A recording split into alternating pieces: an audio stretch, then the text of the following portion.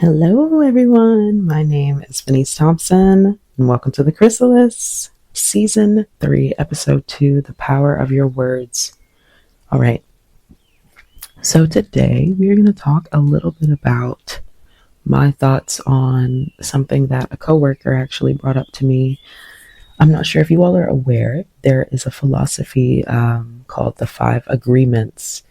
If you do like a quick Google search, you should be able to find like a poster of five agreements. And I can actually post this on the Instagram page, but those five agreements are inspired, I believe, by Toltec spirituality notion that was doctored by Don Miguel Ruiz and Don Jose Ruiz. The four agreements. Those are the original. That's the original text that I believe inspired the five agreements. Because Don Miguel Ruiz and Don Jose Ruiz also have another book called The Fifth Agreement. I will plug all of these things again. So the five agreements. The one that I'm focusing on today is be impeccable with your word. And I really want to talk about this. I love this phrase, I suppose. Be impeccable with your words. So choose your words carefully. As human beings, we have this thing called ego, and that ego typically is in charge. Unless we've done a lot of spiritual work, and a lot of us are still, even if spiritually enlightened, still on the road to learning how to work with, through, beside our ego in a healthy way. So with that said, when I think about being impeccable with my word, it reminds me that the things that I say have power. The things that I speak should have intention. I think that if we acknowledge the power that we have simply from spoken word, that alone reminds us that we have the power to shape the reality that we want. We'll come back around to that idea. But thinking carefully before you speak means, why am I saying this? Who is this for? Is this helpful? Is this insightful? And all of these things being subjective, being all relative to the person that is asking themselves these questions, because depending on the strength of the ego, those questions might have different answers. And as I've grown, I realized as a kid, when I asked myself that question, like, why say this? I didn't really even care to answer it. I just wanted to get it out. Like, I literally just wanted to feed the need to speak. And that's okay, especially as a child that felt unheard. Of course, I wanted to be loud because I felt like if I was loud, maybe they'll hear me. But that being said, I learned that I don't always need to offer my opinion, because sometimes when I listen, my question is answered for me. Or when I listen, I learned that the thing that I had to say, it's not that it's not important. It's that perhaps in this moment, it's not about me. It's not about what I have to offer. It's about what does this other person have to offer me? What are we sharing? Not necessarily what can you give the other person. Like, who are you? We got to humble ourselves, I feel like, is the biggest lesson in life. Knowing that we're all just people trying our very best. Also, if y'all hear some crog, it's because I woke up not long ago. And that's okay. I wanted to get an early start. I love an early start. But anyway, back to the subject at hand. It matters, but so does your perception of the situation. And of course, our own perception is biased to our experience. So again, a lot of inner work must be done to really, truly understand being impeccable with your word. We're all a work in progress. That's the beauty of life, is enjoying the experience, not over analyzing the experience, but just existing in it and working through that existence to be better every day. What is that statement? A wise man knows he's a fool, but a fool thinks he's a wise man. That statement always sits really deeply in my chest, because I feel like we've all fallen victim to a fool's ways. Times where I've spoke too soon, or in times where I've opened my mouth out of ego because I'm like, I need to get this out. Not because I even really care about how the person will react. And it's okay to admit these things. It doesn't make you a bad person. It makes you a human. Sometimes we're heated. I'm a pretty passionate soul. So, sometimes the argument is it's just passion and you don't think so much. But I'm learning to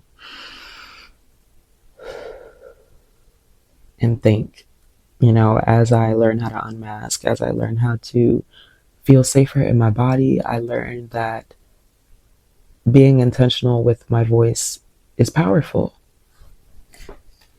All right. Okay, so on to the next topic. Well, that being said, when I talk about keeping my word, I'm not just talking about keeping my word to other people. I'm also talking really deeply about keeping my word to myself. If I can't keep my word to myself, I'm just a hypocrite. And, respect. There's nothing wrong with being a hypocrite, I guess. But I don't want to be one. I don't want to hold someone to a standard that I can't uphold myself. So I really am working on, and of course, we all have work to do. This is not about beating ourselves up, but I still have work to do. And I say this mostly because I have the work to do. Um, Remembering that keeping my word to myself, it's going to radiate outward every time. So the first thing I did recently that I feel like really honored myself in a way that I haven't in a very long time was take a pole class, y'all. And I know that sounds nuts, but like a pole class, I've been talking about pole class for years. Like I think I've been talking about taking pole class since like college, and here we are. I don't. When did I start college? I started college in 2014, so it's been quite a while. And it's like it took me that long to get here simply because I didn't keep my word to myself. It was just a passive thought. And that's okay. It's okay to have passive thoughts that grow into action. That's a part of life. However, I felt like, you know what, Phineas? You feel like you're in a lull. You feel like, everything's going great at work and whatnot. But something, we need a little something. And so I was like, girl, do the Google search and book the class and don't ask questions. And so that's what I did. And I will also plug the pole class that I took, but I took a class at Pole Suites in Carytown, Richmond. Exploding K is the instructor. She's wonderful and made us very comfortable. The space is very intimate. They do have open pole on Mondays. I'll give y'all more details about that at a later time because your girl will be back. I really enjoyed it. But looking for ways to get closer to myself, and I'm learning that movement, like really getting back into my body, can aesthetically, not just mentally, like doing a body scan, but like actually doing a body scan while I'm moving through my body, and like getting more comfortable with what my body can do. And a lot of things that we do with our bodies that are hard, hard is relative, but at least for me, when I do hard things with my body, it makes me go inward. And pole is hard. Shout out to my dancers who make it look so effortless and graceful and beautiful and elegant, because it's not easy. It is straight. Oh, okay, we'll get into that another time. But back to this notion of speaking intentionally. My grandma always used to say, "Why worry when you can pray?" And that's a very common saying, but it always stuck with me because if you're worrying, you're pretty much manifesting what you're worried about. Because if your thoughts are powerful, if your thoughts have the power to shape the reality in front of you, which I personally believe they do, and we'll get into that in a minute. But if your thoughts have that kind of power, then thinking the bad ones, it's natural, but let them pass. My therapist told me when you get that intrusive thought, swipe it away like a message on your screen. It pops up and you just let it go. You read it, you let it go. And it's not about ignoring it because it'll fester. It's about acknowledging it and telling it doesn't have power. It's just a thought and it can go. Your thoughts don't control you.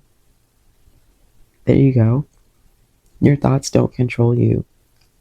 And I think this is something that I struggle with too, remembering that my thoughts do not control me and I have the power to control my thoughts. I am the driver. I don't know if y'all seen Smile too. I love horror movies, and that movie did an excellent job of depicting what it is like to go on autopilot when you're not in a good mental health space. And at one point, Sky Riley takes the reins away from the Smile demon and says, you're not in control. I'm in control. No spoilers, by the way. So she takes the reins back and says, you're not in control. I'm in control. And that's really, truly what we got to do. Take back the reins.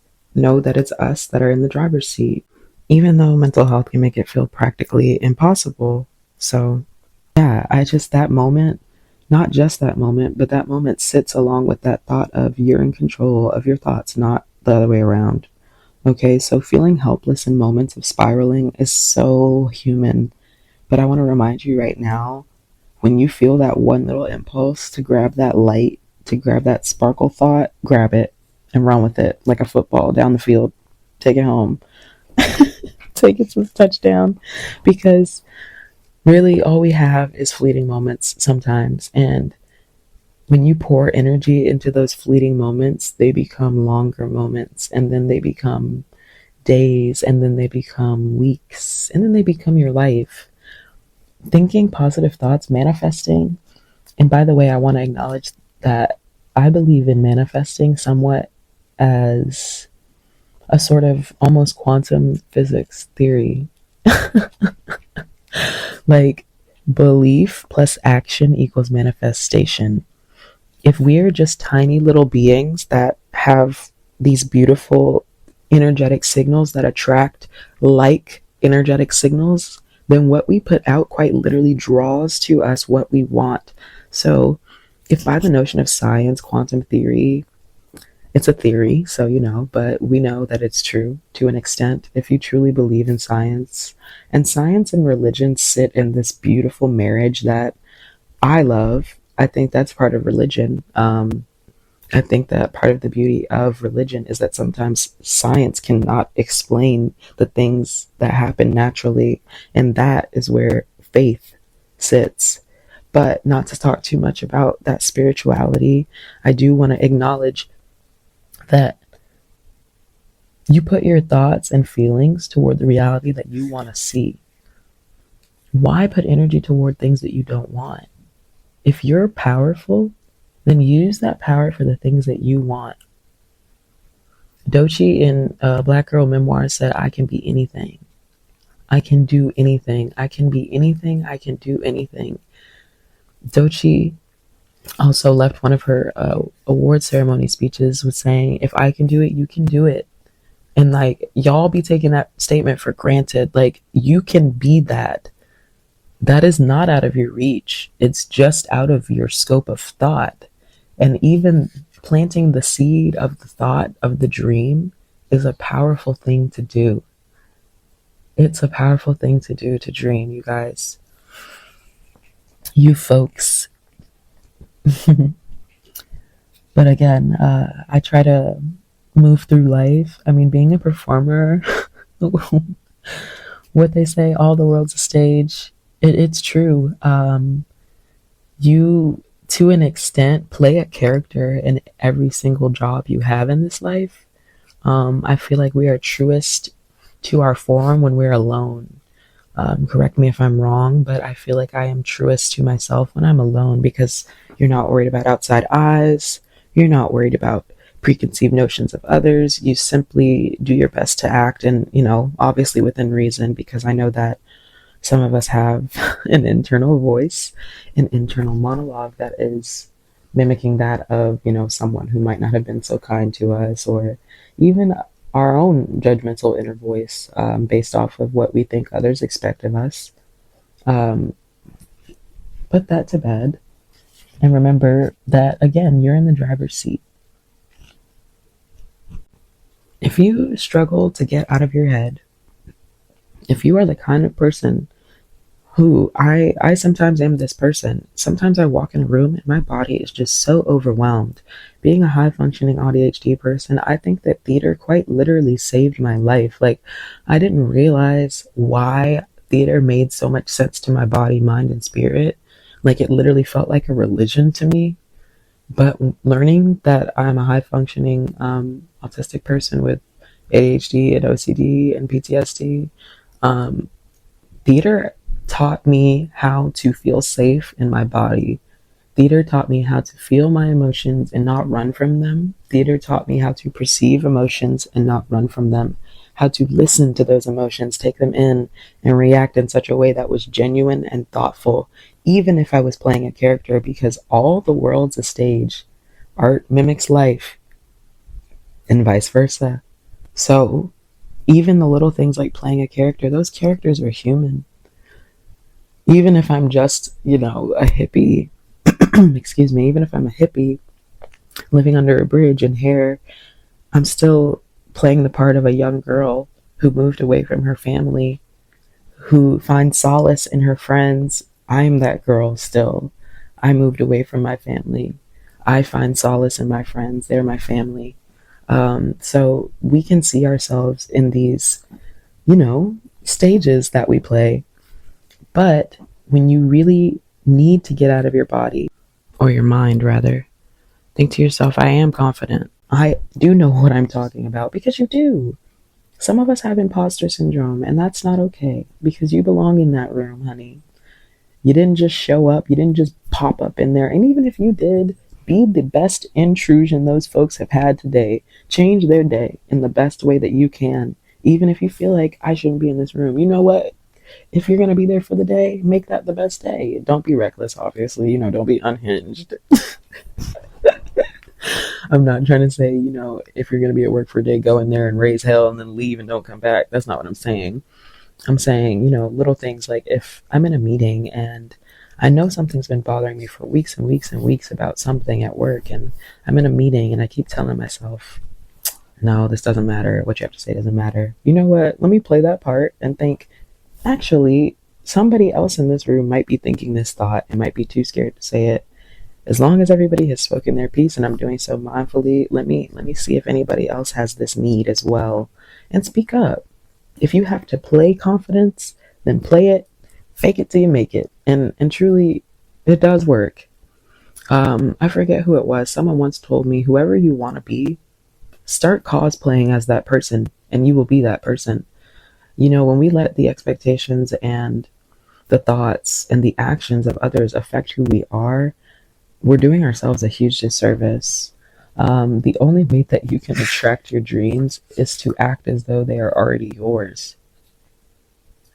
One more time, the only way you can attract your dreams is to act as though they are already yours. For example, you want that Broadway part? You better start rehearsing. You better be taking vocal lessons. Don't just be sitting at home thinking you're going to get that Broadway part. You know what I mean? Because even folks like Cynthia Erivo and Ariana Grande, they put in work. And I'm gonna just let's take that with a grain of salt, folks. Okay, don't hold me to that, please. But I'm just giving one example that I got off the top of my head. But folks who are visible, that we can see, obviously within reason, because there is privilege and nepotism in the industry. It is rampant, and not everyone who is talented gets seen. However, when Doechii says believe in yourself, that's what she's talking about. If she didn't believe in herself, we would not be seeing Doechii right now. So it's all about being your biggest supporter, being your biggest cheerleader, faking it till you make it, until you believe the things that people believe about you. Because I promise you, these things that you think you're making up about yourself, other people already see it. You're not making it up. It's who you are, and you need to own it. And so you know what? If you've been scared of something, if you feel like you don't deserve it, apply for that job. Talk to your boss about that idea that you had. Everything I've ever held off in fear and then done, I actually sit there and ask myself, why did I not do this sooner? Because the exhilaration, the joy, the pride, not from self, but from knowing that you kept your word to yourself, the pride that you feel knowing that you treated yourself just like you do the others in your life that you love so dearly, that you honor so much. You honored yourself in that way. That feeling that you're going to get is so worth it. No fear should be able to stop you from that. Any fear that you feel, I promise you, what does Elise Myers say? Do it scared. It's true. Do it scared. And hang on for dear life and smile through it. And I ask myself, what is in that fear? What am I afraid of? Am I afraid of my own success? Am I afraid of doing it wrong? What is that? What does it mean to do it wrong? If I'm doing it, then I'm doing it right. I'm trying. That's all that you really can do is try with the best of intentions of not harming anyone or yourself. So I encourage you all today to just prepare for your purpose in whatever way that means. If it's reading that new book that inspires you to start writing your book, if it's picking up that manuscript you put down, if it's applying to that job that you've been looking at on Indeed at the corner of your eye, if it's trying that new certificate that you think that you don't want to do because you're like, I don't know if that certificate is going to work for me, but I'm really curious about that. If you're curious, chase it. Chase the curiosity, y'all. That's really all we can do in this life. Adult life is not easy. Chase the childlike wonder. We owe it to ourselves to do that. When you feed yourself, I promise you it radiates outward. You can do it. I believe in you. Go out and have a great day.